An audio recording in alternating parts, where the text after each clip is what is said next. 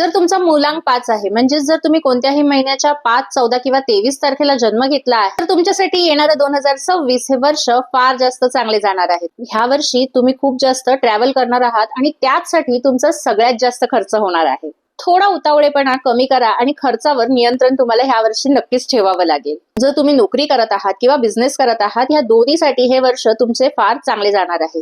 ह्या कारणासाठी सुद्धा तुम्ही ट्रॅव्हल करू शकता. नवीन रिलेशनशिपसाठी हे वर्ष चांगले आहे. मात्र जर ऑलरेडी तुम्ही रिलेशनशिपमध्ये आहात किंवा हस्बंड वाईफ आहात, तर थोडासा प्रॉब्लेम ह्या वर्षी दिसून येतो. तुमच्या वाणीवरती तुम्हाला संयम ठेवायचा आहे. या वर्षी ड्रायव्हिंग करताना थोडी सांभाळूनच करायची आहे. तसेच एन्झायटी, डिप्रेशन मध्ये सुद्धा ह्या वर्षी जाण्याचे योग आहेत. जून ते ऑगस्ट हा काळ तुम्हाला थोडा सांभाळायचा आहे.